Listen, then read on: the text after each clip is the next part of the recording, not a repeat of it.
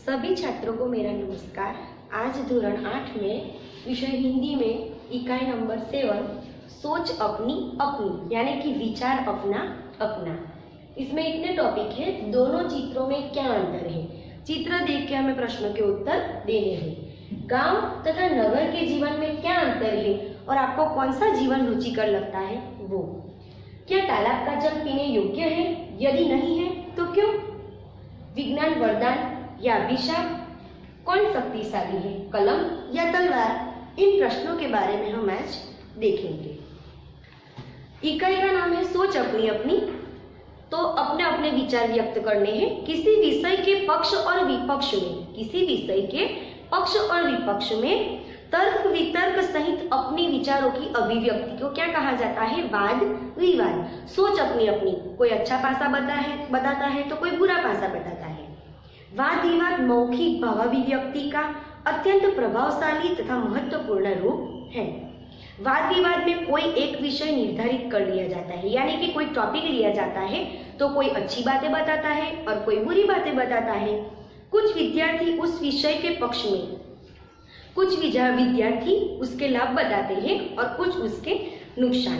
तो उस विषय के पक्ष में तथा कुछ विपक्ष में अपने अपने तर्क इकट्ठे करके कार्यक्रम के दिन श्रोताओं के सामने, सभी बैठे हैं उनके सामने, जो सुनने वाला है उनके सामने सब प्रस्तुत करते हैं।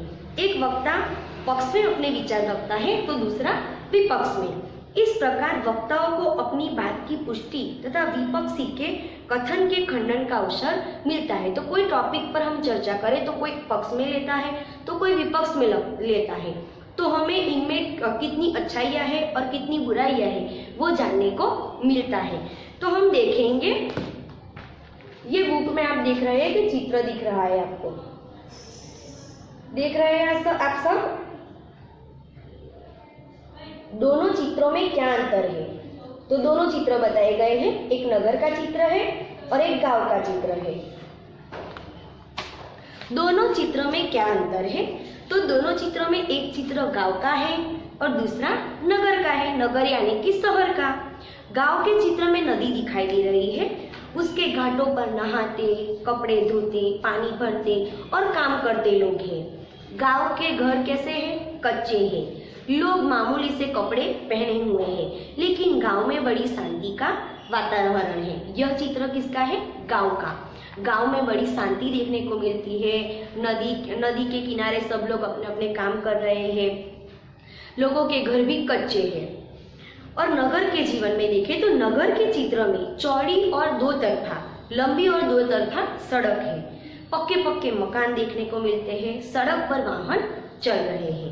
वाहनों के कारण शोर भी ज्यादा मालूम होता है और लोग आधुनिक वेशभूषा में हैं। तो हमें दोनों हम लोगों ने दोनों का अंतर देखा, गांव का अंतर देखा और नगर का अंतर देखा। तो गांव में क्या है, ज्यादा तड़क भड़क नहीं है, सब लोग अपने अपने नॉर्मल तरीके से काम कर रहे हैं। और गांव के चित्र में जो पक्के मकान दिख रहे हैं और गांव के चित्रों के अंदर क्या है, कच्चे मकान है। और नगर के चित्र में क्या है, पक्के मकान है। और वाहनों के शोर के कारण नगर का वातावरण बहुत शोर भरा दिख रहा है और गांव में बड़ी शांति हमें देखने को मिलती है। तो गांव और नगर के चित्रों में हमें ये अंतर देखने को मिलता है।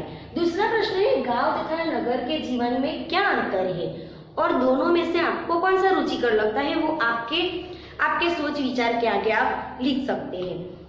तो गांव के जीवन में सादगी और सरलता देखने को मिलती है। किसी तरह की बनावट या तड़क भड़क नहीं है। लोग शांति से अपने अपने काम करते देखने को मिलते हैं और नदी और कुएं का पानी पीते हैं। वे अपने खेतों में उगाया गया अनाज खाते हैं और उनका जीवन प्रकृति से बिल्कुल नजदीक होता है। और नगर के जीवन में क्या है, ज्यादा तड़क भड़क भी होती है, पक्के मकान होते हैं, नल का पानी पीते हैं और बाजार से अनाज सब्जी सब कुछ बाजार से खरीद के लाते हैं।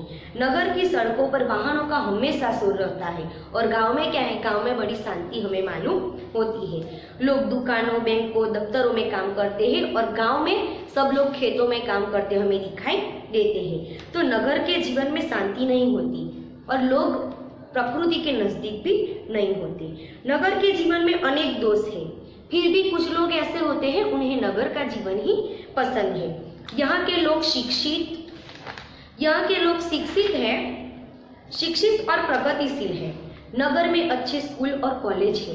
इनके कारण मनपसंद शैक्षणिक योग्यता प्राप्त की जा सकती है और गांव में ये सब सुविधाएं नहीं होती, इसलिए कुछ लोगों को नगर का जीवन पसंद आता है, लेकिन पढ़ाई के मामले में गांव में सब लोगों को अच्छी रुचि नहीं है। अनेक संस्थाएं, पुस्तकालय आदि व्यक्ति की योग्यता बढ़ाने में सहायक होते हैं, तो यह सब कुछ नगर में हमें देखने को मिलता है। उन्नति के जितने अवसर नगर में है उतने गांव में नहीं, इसलिए मुझे नगरीय जीवन ही रुचिकर लगता है। तो कुछ लोग ऐसे होते हैं कि जिनको शोर ज्यादा पसंद नहीं होता, तो वो लोग कौन सा पसंद करते हैं, तो गांव का जीवन पसंद करते हैं। तो आगे का प्रश्न हम देखते हैं, क्या तालाब का जल पीने योग्य है या नहीं है? नहीं है तो क्यों? तालाब का जल पीने के योग्य नहीं होता। तालाब चारों ओर से बंद होता है, उसमें चारों ओर से बाहर की धूल मिट्टी गिरती है, पेड़ों के पत्ते गिरकर सड़े पड़े रहते हैं। लोग तालाब के किनारे कपड़े धोते हैं, अपने जानवरों को नहलाते हैं और अन्य सारी क्रियाएं भी करते हैं। यह सारी गंदगी तालाब के जल को दूषित कर देती है। यह दूषित जल पीने से हैंजा, पेचिस, हैंजा यानी कोलेरा, हैंजा, पेचिस आदि तरह तरह की जानलेवा बीमारियां होने की पूरी संभावना रहती है। इसीलिए हमें तालाब का जल पीने योग्य नहीं लगता। आगे हम देखते हैं विज्ञान वरदान या अभिशाप।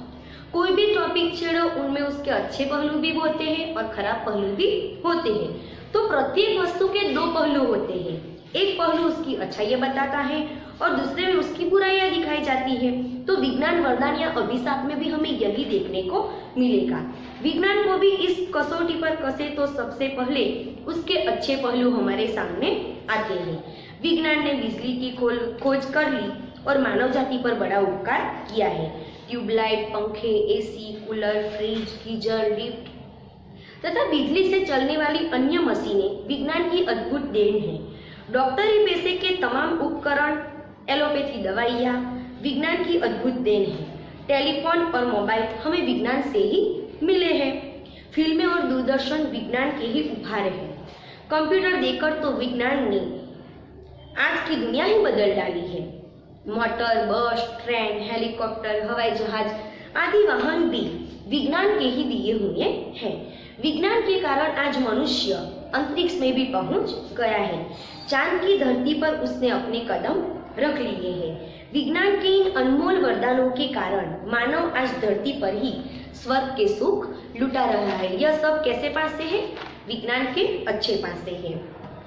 इन सब वैज्ञानिक आविष्कारों के साथ ही विज्ञान ने बंदूक, पिस्तौल, परमाणु बम जैसे हिंसा और विनाश के साधन भी अच्छे पहलू देख लिए। अब हम उसके बुरे पहलू देखते हैं।